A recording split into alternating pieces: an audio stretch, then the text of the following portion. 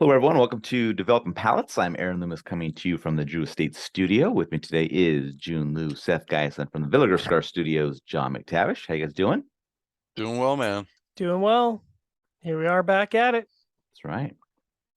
So today we are talking about the Davidoff Limited Edition 2022 Gran Toro.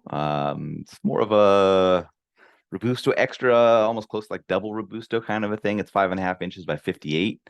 Comes out of the Davidoff factory in the Dominican Republic. Wrappers from Ecuador. Binder is Brazilian Seco. Filler is Brazilian Matafina Seco. Nicaraguan Esteli and Jalapa Visos. Dominican Hybrid 2020 Seco. And San Vicente Mejorado Seco. Price point is $32. Cigars released in May of 2022. And we picked these cigars up from Corona Cigar Company. So if you are in Florida and near one of their locations, stop in for a cigar and a libation, or you can always hit them up on their website and order online. Listen, I'm not saying Sand Lake is the best location, but Sand Lake's the best location. All right. Just saying. All right. Jiunn, take us through your experience with this cigar. Yeah, I thought it was good. I went good average on the 3/3. It felt like this was going back to kind of what I know from Davidoff. More so of the older generation of like what I know about Davidoff. Meaning, I felt like they delivered a very like more that nuanced, balanced. I'm not typically not a big fan of using the word smooth, but smooth in the sense of like very balanced flavors. And it's like such a deviation from I feel like some of the, especially limited edition Davidoff that could be so like um raw and like kind of punchy with the flavored tobacco notes. And it could be a little like very unbalanced and like, at times straight up like just harsh and kind of bitter. So yeah, I thought it was good. I mean, is always going to be a question, was it going to be worth the money? No. All right, Seth, what were your thoughts? Yeah, I mean, listen, it's a I mean, what was this? The intention of kind of combining all three of the black labels. Discovery pillars, yeah. Yeah, we can get to that in the end. Yep. I mean, medium strength and body. I mean, there was flavors to the cigar. There were some sweet spices, leather, rich earth, barbecue meat.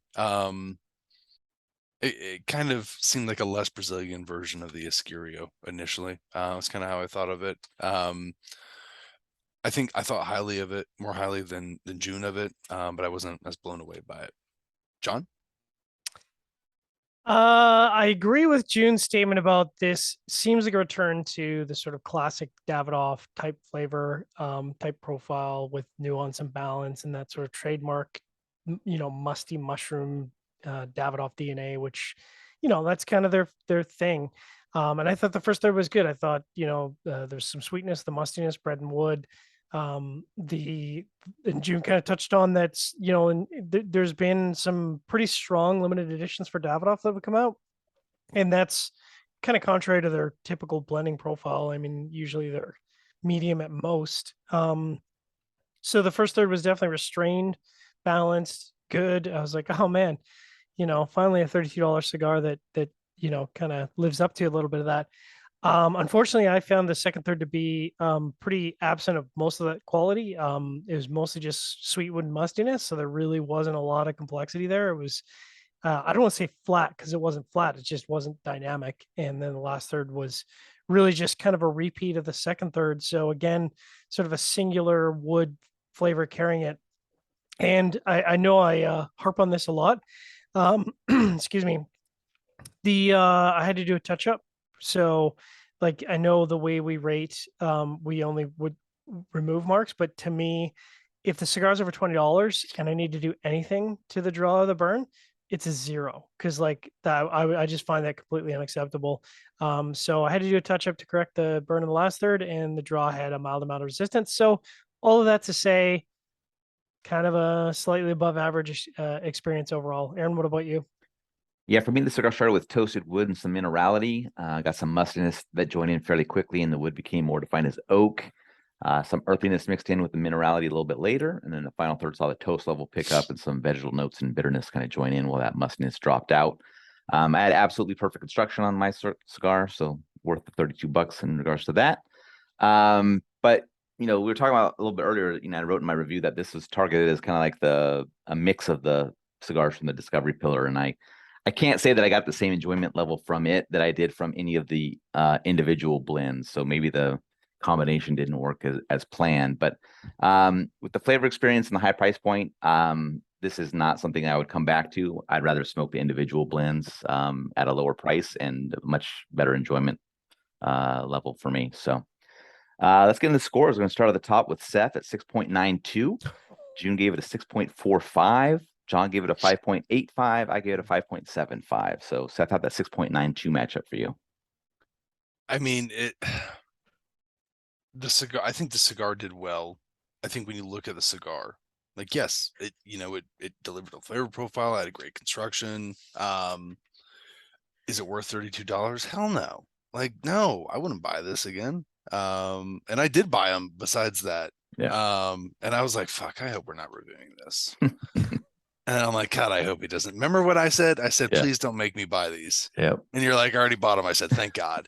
So it's just, yeah, I see what Jiunn's saying, like, that it is touching on some of the, like, those old Davidoff qualities, but it's like, it's not a good quality, I think. I think it's the Davidoff quality that I think some people didn't like originally. I don't know. It's lacking.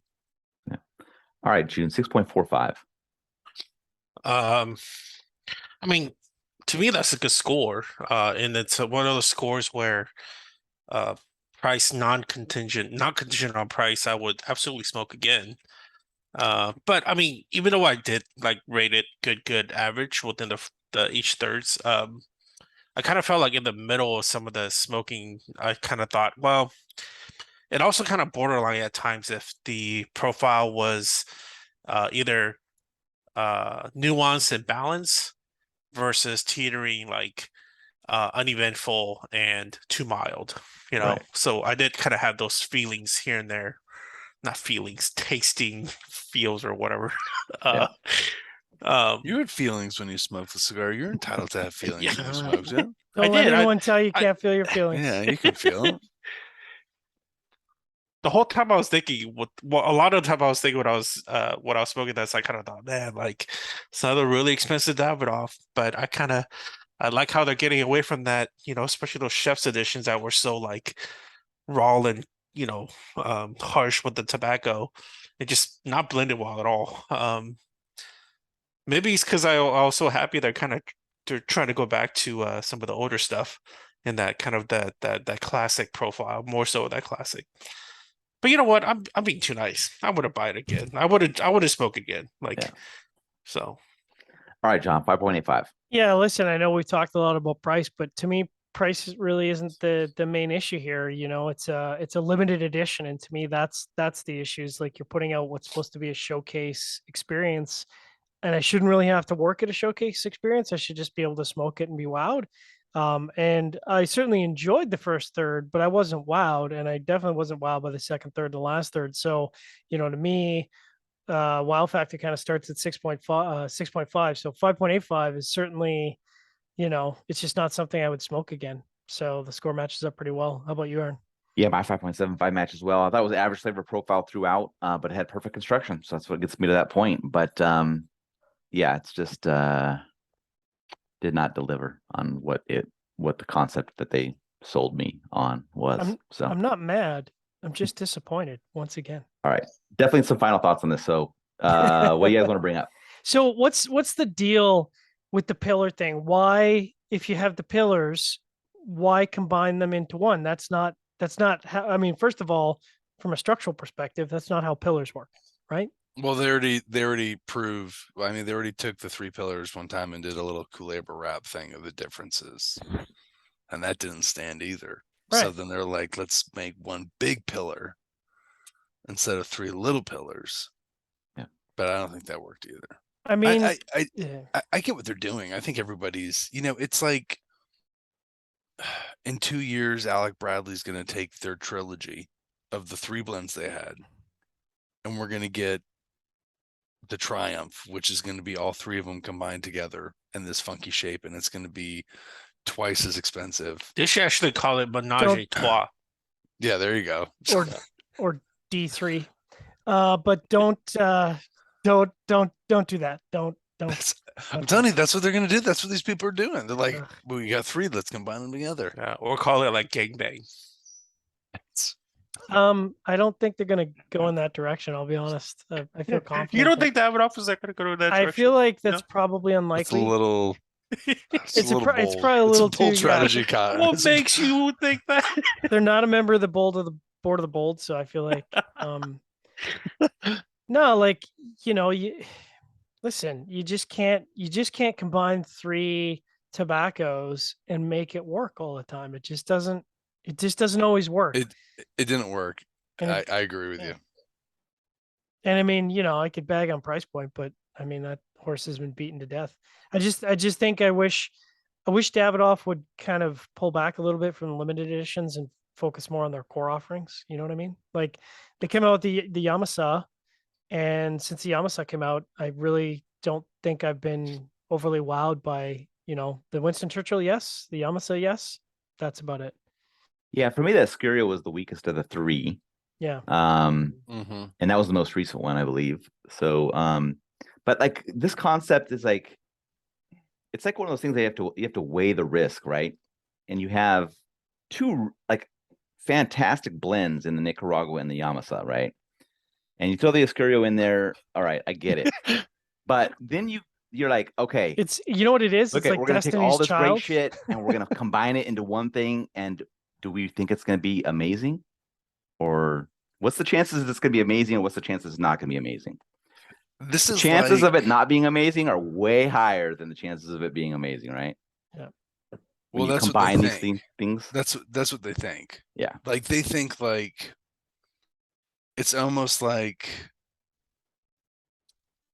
let's make the Police with Andy Summer and we'll get Sting. But you know what? We don't fucking need Stuart Copeland. We're gonna get Ringo Starr. And we wonder why every little thing she does is not magic. I mean, that's really what it comes down to. Yeah. It's just it's a terrible idea, but they're not the first ones to do this. There's other people who've done stupid stuff Sure. like this. Yes. But And like, it's always learn from other people's mistakes.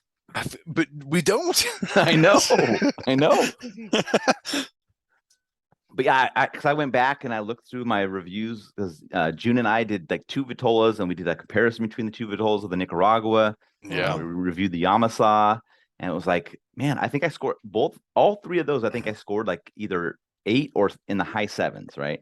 Yeah, and all the Yamasa offerings were at least good in all the different sizes. To very good. So.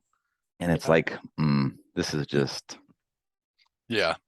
Well, and I mean, just based on trends and recent Davidoff leads, like you knew, you set this target, putting it on the pedestal, and you can't. Don't put it on the pedestal. Can't do it. Can't put it on the pedestal. All right. Any other final thoughts? I was gonna. I didn't. I want to say the real saying, but I can't say it. You can say it in the green room. I know. I know. I got. All right. I got that reference. All right. Any other final thoughts? Like I said, find a new pillar, focus on that pillar, work on that pillar, make that pillar good, bring that pillar out below $22. If you can do all those things, I think that would be very successful. I thought a lot of the buzz was that Mexico was going to be the next pillar. Yeah. Like make Mexico the next pillar. I thought there was talk about it. I know we went snooping around. I don't know, man. Mexican we went snooping with around Dominican, there too. I don't know. We did actually go snooping around looking for bail codes, and we were unsuccessful. I think the company's also. I mean, they've had some major change since. Oh yeah. A little bit. But you know what? Davidoff's probably going to be okay in the end, I think. Yeah. How about a power of the marketing, the brand? The Swiss will always bank somebody's money. I caught that reference too. All right. If you're just catching wherever you're catching this video, be sure to like and subscribe it. Read the full written review on the website, developmentpalace.com. Follow us on all the social media channels, and you can catch all of our review recaps on podcasts, so iTunes, Google Play, and Podbean. Thank you for tuning in. We will catch you on the next one. 3 pillars.